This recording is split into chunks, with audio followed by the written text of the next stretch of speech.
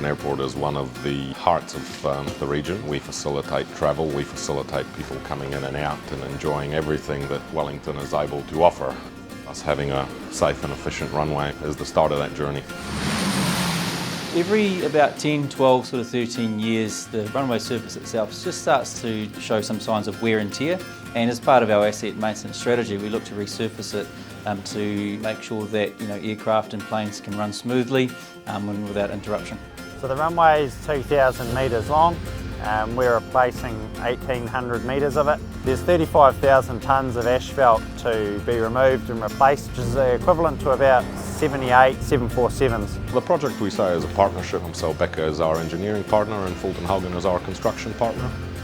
And the three of us have formed a partnership for over about 20 years, working together to deliver and maintain the airfield assets. So the project's what we class is after curfew, so it's after the last flight and before the first flight. Typically for a runway resurfacing, from the inception to delivery, you can be looking at 12 to 18 months. And once we start on site, we're looking at about a 6, 7, maybe 8-month construction program. Originally it was planned for another year or two from now in about 2023, but with COVID, I guess, never waste a good crisis.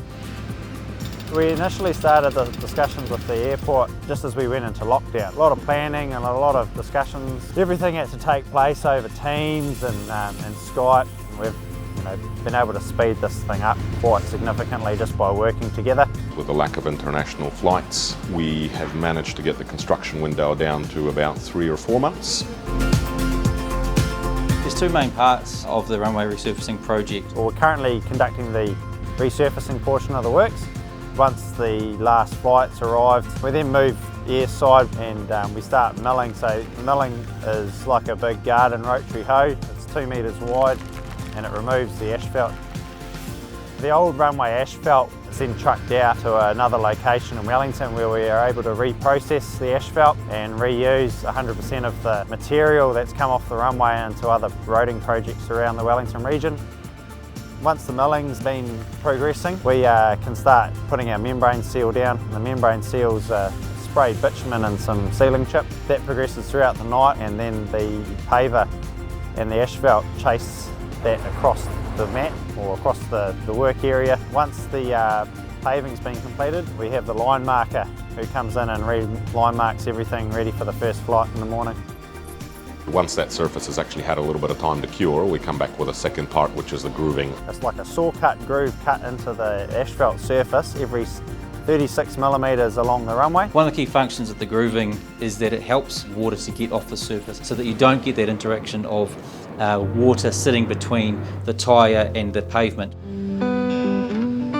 So Wellington Airport is in a really, really unique environment. We are deep inside a residential neighbourhood, so construction noise is actually a prime consideration for how we do these works. So right at the outset of the design phase, we basically schedule the work so that any noisy works are actually brought forward in the shift. So we manufacture all of our asphalt off-site at our Belmont asphalt plant. That reduces basically the amount of manufacturing noise. And then we also schedule our methodology, so if we stock millings on site each night, they get carted away during the day.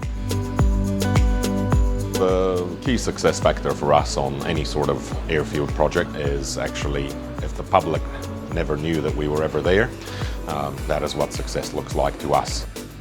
It's been a challenging year, which obviously goes without saying, but being able to deliver and find opportunity in what this year has been really enjoyable, and I think something that our whole team can really be proud of.